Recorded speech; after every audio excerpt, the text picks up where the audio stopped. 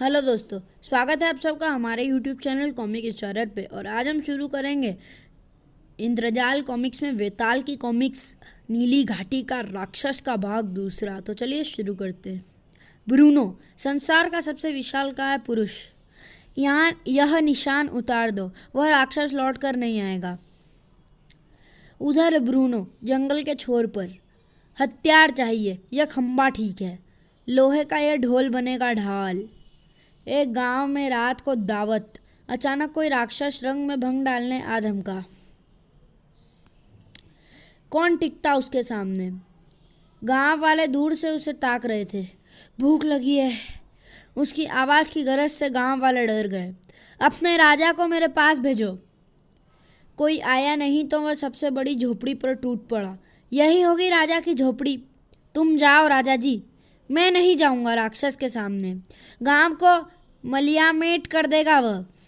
यही है राजा, बात करो इससे, गांव को बचाना है। नहीं नहीं। तो तुम कौन हो?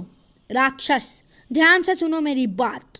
हर रोज चौराहे पर मेरे लिए 90 पौंड भोजन और फल और पानी पहुंचाना होगा।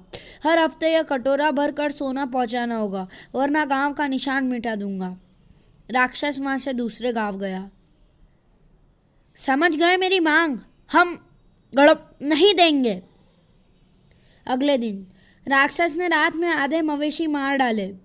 उसे मार डालेंगे हम। गांव के योद्धा उसकी गुफा पर पहुंचे तो उसने पीछे से हमला किया। कबीले उसे मुंह मांगी चीजें देने लगे। क्रोधी राक्षस का आतंक फैलता ही गया। विशालकाय ब्रूनो जंगल में कभी इस गांव तो कभी उस गांव जाता। राक्षस आया, किसी में उसका सामना करने की हिम्मत न थी।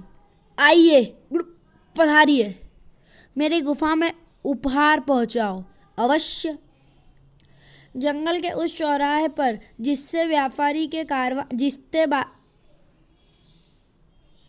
जंगल के उस चौराहे पर जितने व्यापारियों के कारवां जाते, यह नियम बन गया। इस घड़े में सोना भरो या वापस जाओ। इनकार करने पर खंबे की मार पड़ती। सोना नहीं तो रास्ता बंद। कारवां राक्षस की मांगे पूरी करने को मजबूर हो गया। सारे जंगल में क्रोधी राक्षस के कद काट और ताकत की चर्चा होने लगी।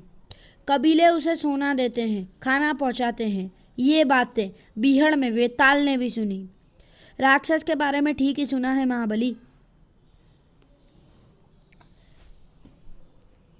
कबायली सरदार बीहड़ में बुलवाए गए, जहाँ जहरी बांदर बोने रहते थे। वेताल तुम्हारी बात देख रहा है। जहाँ बिना बुलाए जाने की हिम्मत नहीं थी किसी में।